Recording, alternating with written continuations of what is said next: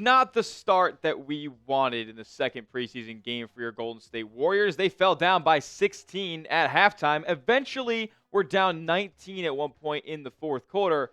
And then they came all the way back to win 129-123 over the Portland Trailblazers here. And no thanks to the new starting five that Steve Kerr trotted out in this one against Portland. They ended up putting Al Horford finally in the starting five for your Golden State Warriors. And look, they were not really ready to play. They kind of got the doors blown off by a young, athletic, and up and down Portland Trailblazers squad here. You had Steph, Moses Moody, who, he had 4 or 5 threes in that first game against the Los Angeles Lakers in the preseason. So, rightfully so, some length on defense as well. You put him at the 2 guard. Don't hate it at all. You got Jimmy Butler there at the 3. Obviously, Draymond at the 4 when you have Horford in at the 5 for Golden State. But honestly, these guys had 12 first-half turnovers. They kind of got jumped on by the athletic, young, upstart Portland Trailblazers here. It's only the preseason. We're not going to take too much away from this. Steve Kerr did say, I didn't think we were ready to play, so I don't know if we got a good enough look at that lineup. I think it's a lineup that Golden State is going to want to go to very, very often this season. My only worry is, I guess, maybe how much consistent shooting there is. I think there is capable shooting in that lineup, but Moses Moody is a very big, hot and cold type of guy. Al Horford, can he really be relied upon for high-volume three-point attempts? Like, I'm talking like 6-7 attempts a night. Like, no, I don't think that's really the case. So, yeah, it's got enough basketball IQ and defensive length and versatility, but at the end of the day, can it get enough buckets from beyond the arc? We'll be on the lookout for that, because I don't think they got enough of a good run here against Portland. Now, Steve Kerr did have this to say about the Al inclusion into that lineup. He said, it should fit with Al's shooting. He said, we got a lot of length with Moses, but they took it to us right away. 39 points in the first quarter. We were careless with the ball, so it wasn't a good effort by our team till the second half. And really, not all the way until the fourth quarter there. 12 first-half turnovers that the Trailblazers forced here. And look, I know it's the preseason. It's the second preseason game, too. Like, obviously,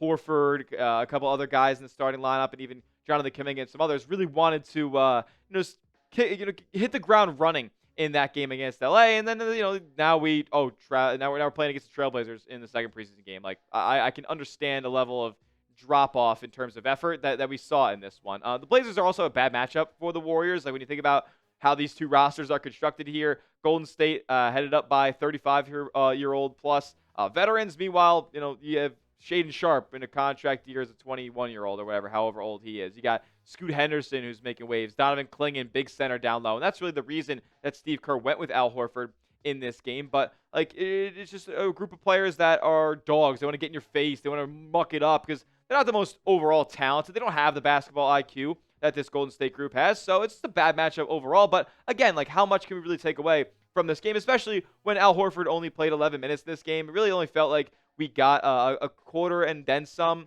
of the veterans in this one. And that's to be expected, right? I don't need Steph, Jimmy, Draymond, playing 25 minutes a night in the preseason. I don't need Al Horford doing that either, but it certainly was a quieter outing from him. One play that did stick out to me was what he can do once he gets the rebound in his hands. It's not just like he's a great outlet passer, don't get me wrong, but he could do so much more. He can put the ball on the deck and push this Golden State possession in transition, and he did so in this game. Hit Jimmy Butler in transition for a nice pocket pass into a layup. Would have had 3 assists had Moses Moody finished the layup. That was a nice feed from Horford as well. Didn't end up connecting on any jumpers in this game, but it's the preseason. I'm not going to sit here and ask Al Horford to go balls to the walls in the preseason. He's 39 years old. He's coming off a championship 2 years ago, and it's just like the guy who I'm least worried about. A seamless fit in this Golden State offense, and like him, who I'm not really all that worried about, I'm obviously not worried about these three either. Like Steph, Jimmy, Draymond, like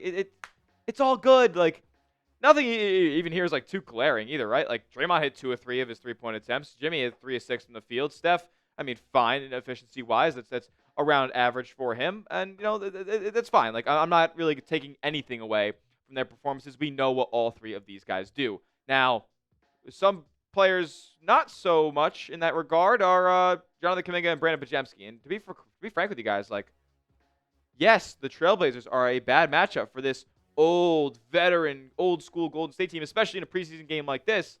But Jonathan Kuminga and Brandin Podziemski are the players who should absolutely be able to go bar for bar and hook for hook with this Trailblazers type of squad. These guys are 23 and 23, or 23 and 24 years old. Like, it is unbelievable that we're having this type of struggle in the preseason. I know the Warriors were already kind of in a bad way, but I mean, dude, they basically matched up their minutes, and they're both a minus 17 in the game. Team worst. And, like, these are guys who they held out of big-time trades, and I just want to see them better. Steve Kerr has talked about Podziemski and how good of a camp that he's having.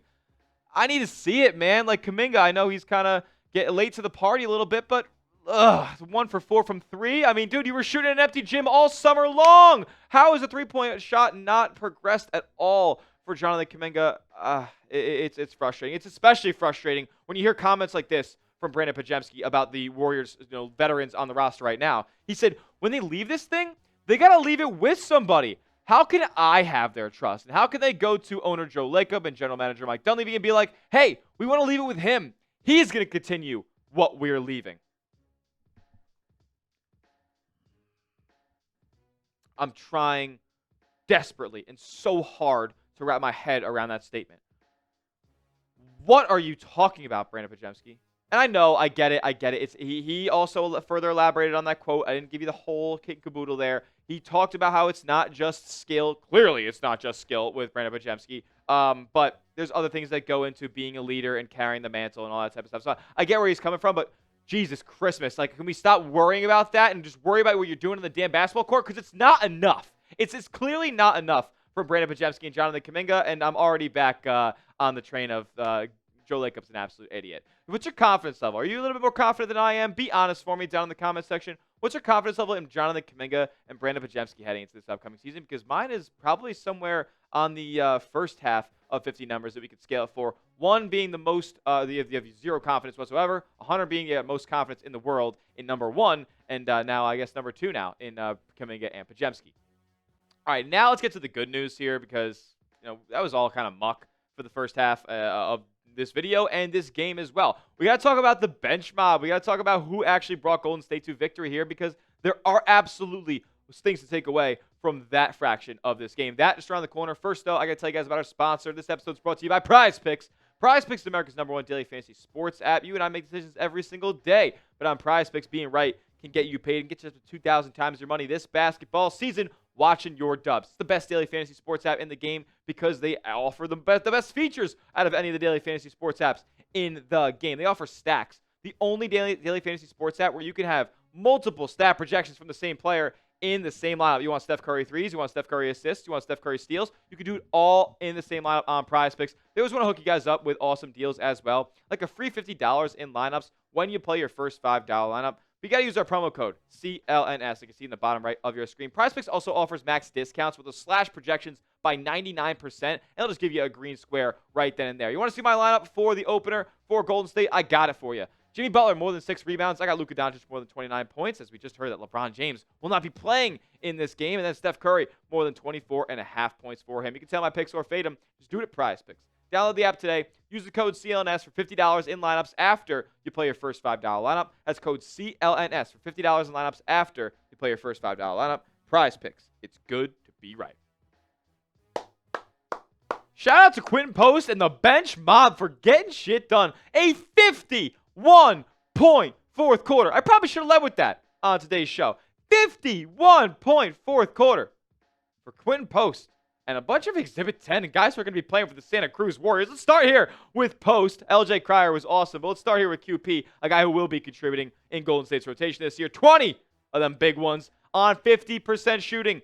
4 of 9 from distance, continuing where he left off of, at least on the offensive side of the floor here in the preseason against Portland. 25 minutes, he was like a plus 27 or something like that during his stretches. Look, Quinten Post, his floor is already so high with just the fact that he's a 7-footer who could shoot the 3 ball at a 40% clip. He could do that, but there's so much room to grow. And now with the way that this Warriors roster looks, I think his ceiling has become even higher with the personnel that they have, specifically Al Horford. And Post had this to say about working and learning from Al Horford. He said, offensively right now, we play a similar role in our system, being a spacer, but he's very good at looking for his own shot. He's actually quite an aggressive player while also being a really good team player. I feel like I can definitely learn from him and where he picks his own spots to be aggressive. He's very aggressive with his shots. He even attacks the rim out of these closeouts. And then defensively, he's just very steady from what I've seen right now. He's always in the right spots.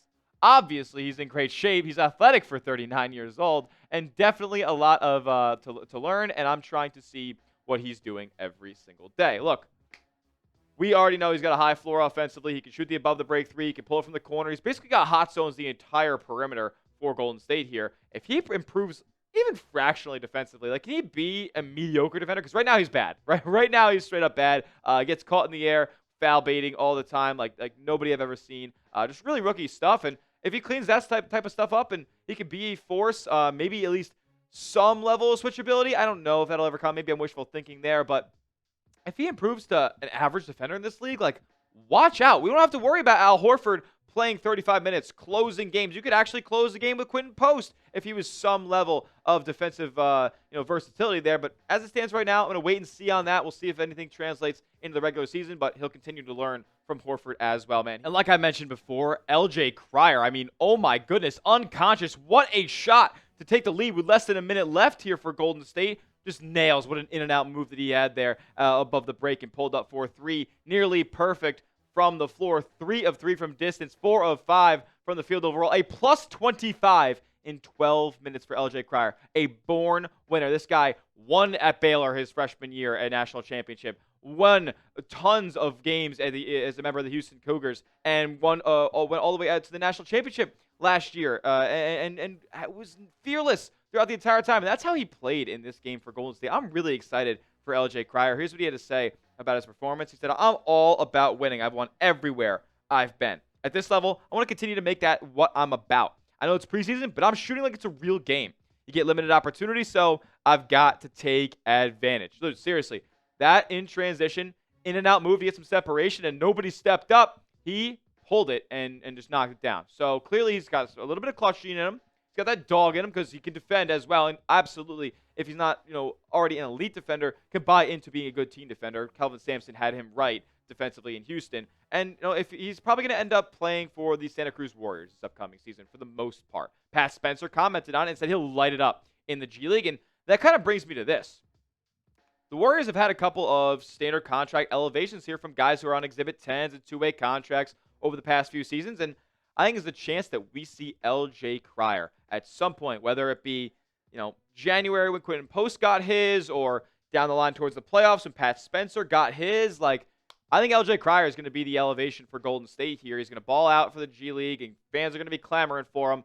I'm going to be in that camp as well. I love LJ Cryer, a winner and just a true competitor, going to contribute to the Golden State Warriors landing up in the W column. Another player who I think fits that mold is Will Richard, a player who LJ Cryer matched up against in the national championship. And those Florida Gators would not have won that game. They would not have won any of their tournament games without Will Richard, a true two-way player, elite intangibles, elite in between the ears. And look, he's never going to put up, in my opinion, crazy stat lines in the NBA, but boy, is he going to be playable in this league. And he was also, efficient from the field as well. 2 of 3 from the field, had some free throws, got to the line, got downhill, got out in transition as well, a couple of steals. Like, what I'm really looking forward to is the high floor that Will Richard is going to have here defensively. Steve Kerr was seen clapping on the sideline, sitting down here toward the end of this game as Will Richard poked the ball away and had his defender kind of in a discombobulated, or had his opposition in a discombobulated spot as he had really, really good on-ball defense on him. He got out in transition for a dunk. Like,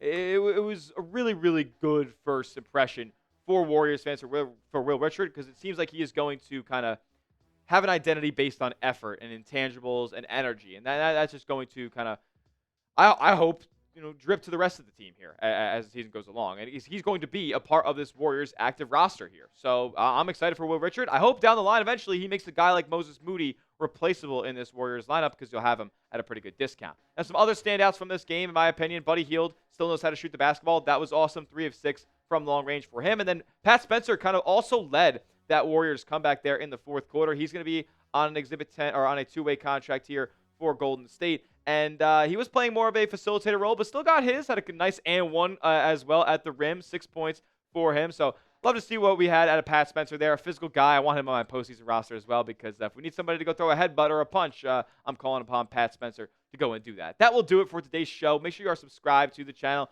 bringing you guys Warriors content all season long. YouTube.com/WarriorsTV. We'll see you guys in the next one. And as always, let's go Dubs.